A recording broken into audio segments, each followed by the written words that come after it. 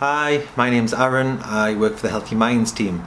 It's part of my job to support children and young people in schools with some aspects of their mental health that they may be struggling a little bit with, usually around anxiety or low mood, or sometimes just offering a bit of advice and support around dealing with exam stress. We're here today to talk about worry. So we're going to be having to think about what worry is and what it isn't. Thinking about how we can learn to spot our own warning signs that we're beginning to worry, as well as thinking about some of the things that you can do very easily to help yourself deal with these worries a little bit more effectively. So what is worry? Well, worry is a feeling that we get just like any other feeling, and as such it's something that we tend to experience, on most days to some degree or another. We may not always see this with other people, and this is because some people are just naturally a bit more skilled at dealing with these worries than others. But that doesn't mean that we can't learn to improve the way that we handle our own worries if that's not something that we're naturally very good at. So that's something that we're going to talk a little bit about today. It's important to distinguish between the different types of worries that we may come across. We usually do this by breaking them down into a couple of different categories. So for example, we refer to real or practical worries. Now these are the sorts of worries where we can do something about them. We have a little bit of control over the outcome of the situation. We can affect some sort of change with that. So it might be that you're worrying a little bit about a test coming up that you don't think you're going to do very well at. Well, clearly there's something you can do around that to improve the chances of you doing well on that test. Now the other type of worries are what we call hypothetical worries, and we sometimes refer to these as what if worries because they often begin with the words what if. So for example, if you just started at a new school or you moved into a new group, you might be worried about what if no one likes me, what if I don't fit in, what if I get lost trying to find the next class, this type of thing. Where there's obviously much less you can do about that. You go in and you be yourself. You don't have any control over what other people are thinking about you. Sometimes we might just not know why we're worried. It might just be a feeling that we have, and that's alright as well. So what is worry not? Well, worry is not a sign that something bad's necessarily going to happen. It is just that feeling, and just because we feel it, it doesn't make it true. It doesn't mean that there's anything wrong with you. It's not always a bad thing. Worry can be helpful sometimes. Thinking about if you're worrying about doing well in a school performance, like if you're in the drama club and you're worrying about remembering your lines for the play. Worry can be helpful in that situation because it can give you a little bit of added oomph to make you want to learn your lines. So we need to have a think about some of the ways that we can begin to learn to recognise these signs of worry so that we're able to do something useful to counteract these feelings at the time when we need to. One of the ways that we do this is we like to use the analogy of a car alarm. So, cars have alarms as a way of providing protection. If somebody was to walk past and smash the window, you would expect that the car alarm would go off. But sometimes they can be set off by, like a gust of wind or just brushing past it lightly. And these are times when we wouldn't necessarily expect it to go off and it wouldn't be doing its job effectively. It's like a false alarm. And we have a similar sort of thing going on in our bodies as well. If we're in a dangerous situation, our worry alarms can go off. And this can be useful at times because it kind of keeps us a little bit more alert. It gives us a sense of focus. It prepares us to deal with any sort of danger that we may be facing. Sometimes, however, though, these worry alarms can go off at times when it's not so helpful. In the same sort of way as you get a false alarm with the car siren going off as well. Ultimately, though, you end up with the same physical feelings in your body that you might experience, regardless of whether it's a real or perceived danger or threat. So we can kind of deal with some of those feelings in the same kind of way. So what can we do to reduce this worry once we've spotted it? Because the first step in this is to kind of recognising that you're beginning to worry, and like it says, we've got all these kind of physical things happening in my body which are telltale signs that something's going on. So once you've kind of noticed some of these things happening, you can begin to ask yourself about what is it I'm worrying about, what type of worry is it. You can come back to those worries that we spoke about before. Is it a real practical worry which I can do something about, in which case make a plan and do it, get that done out the way, and it'll become less of a worry for you. Or is it one of these hypothetical what if worries which we have little to no control over, in which case we need to kind of just let these things go and distract ourselves, do something else to bring ourselves back into the present moment and kind of get back on with what we were doing again. At these times as well, it can often be useful to speak to somebody else who we trust about what it is that we're worrying about and get their take on things. Like, they might just help us see things in a slightly different way, or they might point out that there's nothing much you can do about it. It might be one of those hypothetical worries, or they might help you problem solve it if it is one of those practical worries. So speaking to somebody else is often a useful first port of call. Or just thinking a bit about and what the evidence is for some of these worries, kind of weighing up the things about whether there's any evidence for it, or is there stacks of evidence against that it might be true again.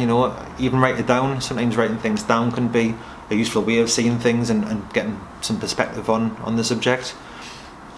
Something else that we advocate with young people often is to keep a worry diary, which is where and throughout the day, if you notice any of these worries popping in your head, as I said, the first step is to kind of recognise that you are worrying, because sometimes we can get so caught up with our worries that we don't actually realise that's what we're doing. So recognise the worry, make a note of it, write it down somewhere, use your phone, use a piece of paper. You can download an app called Worry Time, which lets you record them into there. And what that does then is it locks that worry away until a certain time that you've set, which you're going to dedicate then just to looking back through the worries that you've had throughout the day. Sometimes, if you're not looking back at these worries until sort of 6-7 hours later, by the early evening, a lot of them might have kind of gone away on their own. They might not seem so big anymore. Or, if there's things that you can do about them, you can kind of spend some time thinking about that at that point then. The point is that if you know that you've got some time coming up later to spend worrying about things, you don't need to spend as much time throughout the day dwelling on that and getting so caught up in it. So we can keep worry diaries. We can make use of Worry Time, which I've just spoke about very little bit there. Other things that we can do, if you're getting so caught up in your worries and you're having a hard time distracting yourself from that, sometimes we can just do things just to take our mind off it. Something that we teach sometimes to people is about using our 5 senses just as a way of distracting ourselves initially from that. So what we like to say is we're going to hold our 5 fingers up and we're going to try and think of 5 things that you can see right now. So I can see the computer, I can see the camera, I can see a window, I can see a mirror, and I can see a sink. 4 things that you can hear. Well, I can hear a siren, a car, I can hear myself talking, I can hear someone speaking out in the corridor. 3 things you can touch. Then you would do 2 things you can smell and 1 thing you can taste. And those last 2 can be quite difficult to think of actually. By the time you've done that, you've been so focused on using those senses, it should have drawn your attention away from those worries a little bit. At which point it's important that you're able to then just try and get back on with what you were doing before, and don't get yourself drawn back into thinking about that. Don't linger on it. Just get back on with what you were doing, whether it was working, playing, on a computer game, whatever it is. Another thing that we can do to help is making use of breathing exercises. Very simple things to do. They do work, they help regulate your breathing, get your breathing back under control and slow it back down again. And once that happens, all those other kind of physical things that you feel in your body begin to fall in line with that as well. So one that we teach, for example, is called square breathing, and we like this one because it's really simple. You can do it anywhere.